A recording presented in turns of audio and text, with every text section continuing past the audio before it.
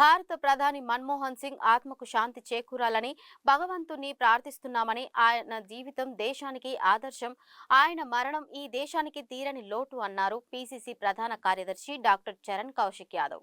మాజీ ప్రధాని మన్మోహన్ సింగ్ గారు లేరనే బాధ వేధిస్తున్నప్పటికీ మన్మోహన్ సింగ్ గారు ఈ దేశ ప్రజలకు కావచ్చు, తెలంగాణ రాష్ట్ర ప్రజలకు అందించినటువంటి సేవలు అంతా ఇంత కాదు.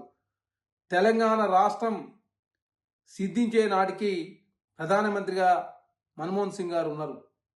అదే కాకుండా తెలంగాణ రాష్ట్రం ఏర్పాటులో మన్మోహన్ సింగ్ గారి పాత్ర ఎనలేంది.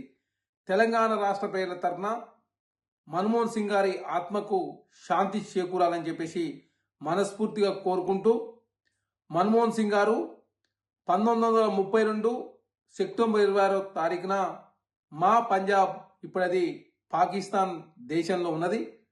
అదే కాకుండా మన్మోహన్ సింగ్ గారికి 2 కుమార్తెలు ఉన్నారు.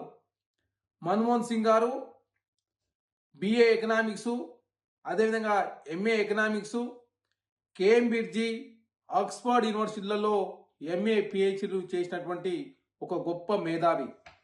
అదే కాకుండా వారు 1950 నుంచి 59 వరకు ఆర్థిక శాస్త్రంలో సీనియర్ అధ్యాపకులు. 1959 నుంచి 69 వరకు రీడర్గా పనిచేశారు. 1963 నుంచి 65 వరకు పంజాబ్ యూనివర్సిటీలో ప్రొఫెసర్గా పనిచేసిండు.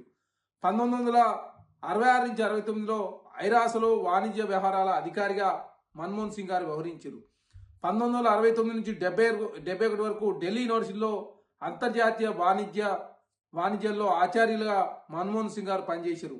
72 నుంచి 76 వరకు ఆర్థిక శాఖలో ముఖ్య సలహాదారుగా వ్యవహరించడం జరిగింది.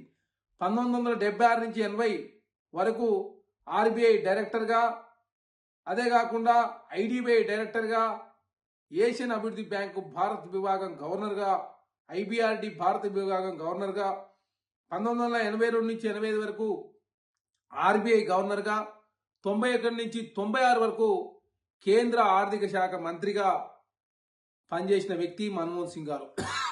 2004 నుంచి 2014 వరకు వారు ప్రధానమంత్రిగా పనిచేసి దేశంలో తొలి హిందూయేతర వ్యక్తిగా రికార్డుకి ఎక్కిన వ్యక్తి మన్మోహన్ సింగ్ గారు. వారి ఆయనలో బీసీలకు, ఓబీసీలకు 27% రిజర్వేషన్ కల్పించిన వ్యక్తి మన్మోహన్ సింగ్ గారు. 2005 సమాచార హక్కు చట్టాన్ని తీసుకొచ్చింది మన్మోహన్ సింగ్ గారు. అదేకాక ఎన్ఆర్జీఏ స్కీమ్ తీసుకొచ్చిన వ్యక్తి మన్మోహన్ సింగ్ గారు. అదే కాకుండా 1980లో పద్మ విభూషణ్ ప్రదానం చేయడం జరిగింది. వారు ప్లానింగ్ బోర్డు డిప్యూటీ చైర్మన్గా పనిచేసిన వ్యక్తి.